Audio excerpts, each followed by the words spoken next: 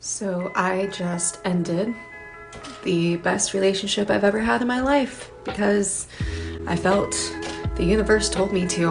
And I have been putting off this conversation for the past week until he FaceTimed me and his face was right in front of my fucking face. And I couldn't hang up the phone until I told him the truth. So I just ended the healthiest relationship I've ever had because I knew that there was something better for me and I can't have it unless I make space for it. So I did. And this is the first time in my life that I have been completely alone. My dog is dead and I ended my healthiest relationship. All I have is space now for all the blessings.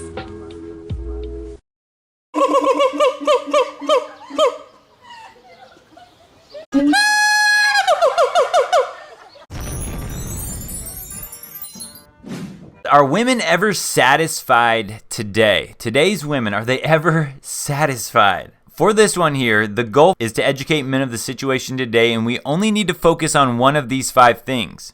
So these are 5 reasons that many men are walking away from that traditional house, white picket fence, the dog, the family, all that.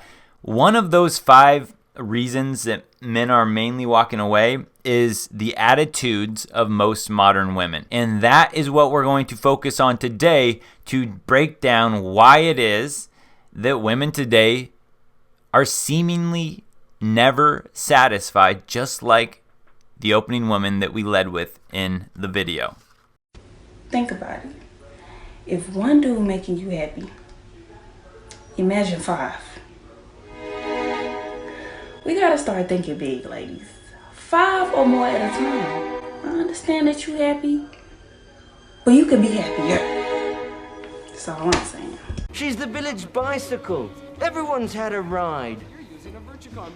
When I talk about modern attitude toward men, this is what is basically the collective sisterhood. A woman will blindly praise other women, empower other women because of the sisterhood. It's like one of those things. Just think about that. If any girl does well in a sport or something like that, the girls around you, oh yeah, we're rooting for her. Why? Because she's a girl. Female empowerment. Yeah, you go, girl. That is like the mindset. It's a collective sisterhood in a sense. Most women will feed into the groupthink of women, the collective sisterhood, to basically figure out how they should be acting in society. Women used to look up to their father figures. They used to look up to potentially God. Now they look up to the collective sisterhood because the future is female. And that is what tells them what is okay. Oh, you wanted one boyfriend? No, that was the patriarchy. The collective sisterhood tells you you can have 5 boyfriends because now you're in your power. Us women are finally finding our power. This is okay. We're the choosers. We can do whatever we want. So this is what I mean. The modern attitude toward men is men, we have to be aware of the collective psychology of women. This groupthink sisterhood, where's it at?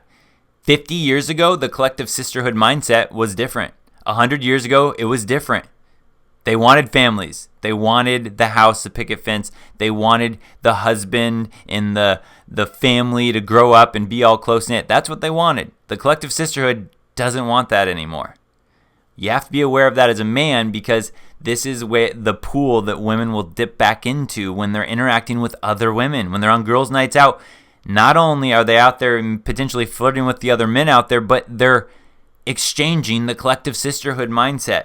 So even if you found that unicorn, right, you never can predict who injects the collective sisterhood into her mindset and makes her turn to the streets. I love her though. She belongs to the street. So sad, so sad, so sad. That chicken Josh. She belongs to the street. You might have said you love that girl, but she belongs to the gang. And when she with me, I let her do her thing. You got to be wary of where the collective sisterhood mindset is at to understand why that happens. Why the opening video of the girl that had the perfect relationship, she still thought she could do better. I knew that there was something better for me, and I can't have it unless I make space for it. Why is that? Because of the collective sisterhood. I found dating to be really empowering, and I wish other women would experience it that way too.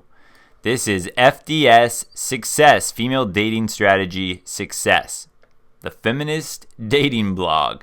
All right, so there's a lot of gibbly goo garbage, but let's just try to get some key points here. In short, I felt empowered by my position of decision making and my role as a selector. Being a selector puts you at the top of the food chain. It's your role to filter through options and next the unworthy ones.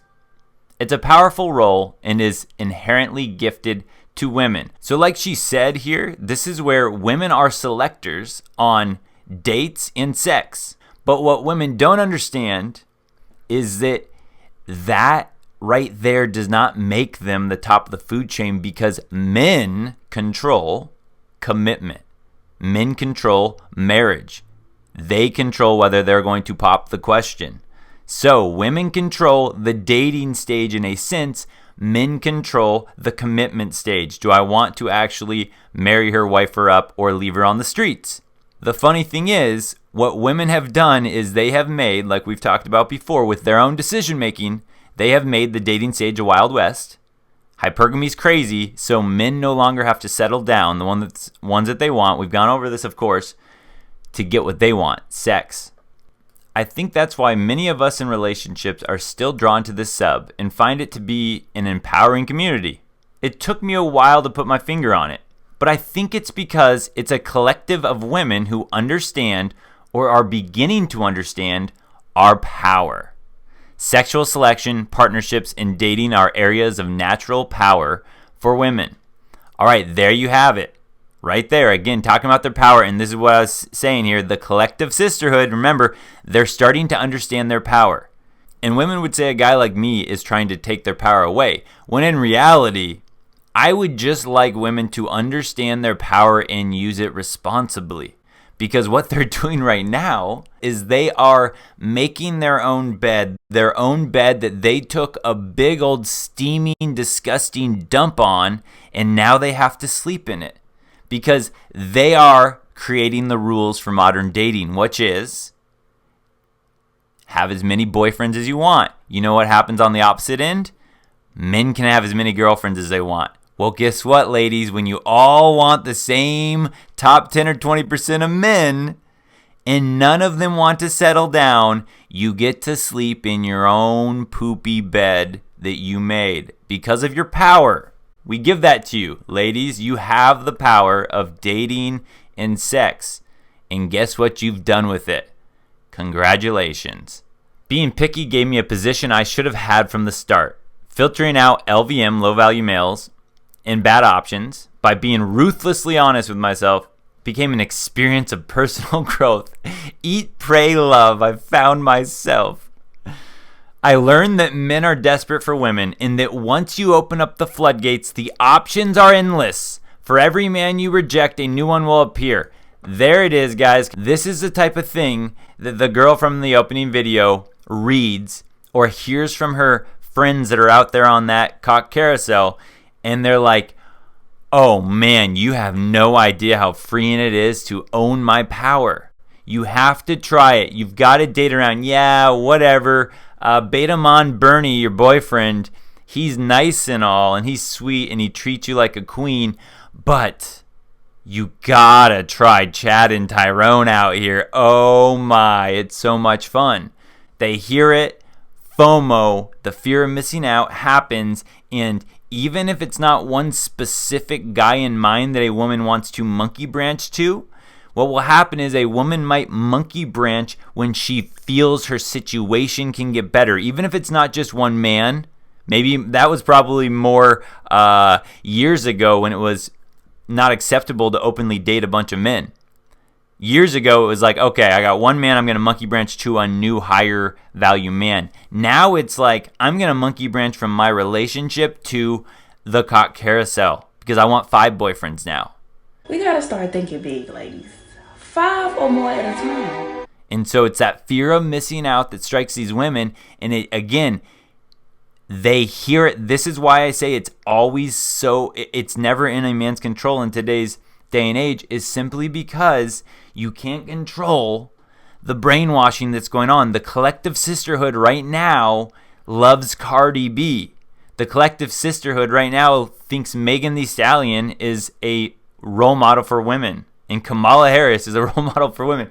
So when the collective sisterhood is thinking this way, now as a man, you would have to survive the biased court systems against you, and you have to survive the collective sisterhood mindset. It was hard enough surviving the crazy court system right now as a man, if you were to commit or marry a woman. Now, congratulations, you have to fight against that plus the collective feminist sisterhood mindset. And this power, if you want it, is yours forever. At every age for the rest of your life. If you're a woman, you can position yourself in a power role when it comes to partnerships. They want you. You don't need them. It's uncomfortable for low-value men to accept this power dynamic. So they don't. Because in literally every other way in our culture, men are at the top of the food chain without needing to work for it. They're used to being entitled. They don't think it's fair that women have hierarchy ever, so they try to take it. All right, to wrap it up, whatever form it takes, it can be traced back to the original problem, which is that men shouldn't have any power over you when it comes to dating. So if they do, bail. Ay, ay. She's a runner, she's a track star. I'm a runner, I'm a track star. Just so you know, look at this top comment here.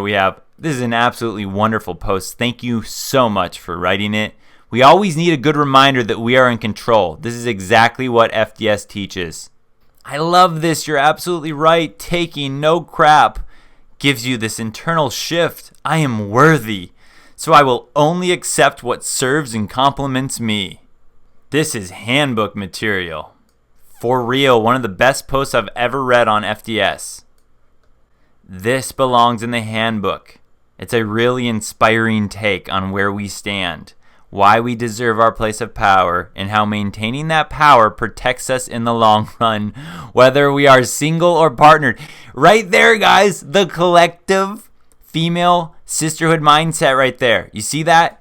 And how maintaining that power protects us, the collective sisterhood, in the long run, whether we're single or partnered. That is why women always stick together collectively, and men do not. Men just need to just step it up all together. I'm done, guys. I am done with this post. Yes, women, the collective sisterhood is more empowered than ever, and that is why men are doing something that a majority of men have never done collectively, and that is walking away from this game. You know me, guys. I'm still out there doing my thing. I still interact with women. But this game, this relationship game, nope. It is fading fast. You know why? Because women made their own disgustingly poopy bed that they're sleeping in alone with their cats. Those who say don't know, those who know don't say. I'm done walking with the herd, it's time I go my own way. Don't forget, subscribe, like, comment, share the video, but definitely subscribe.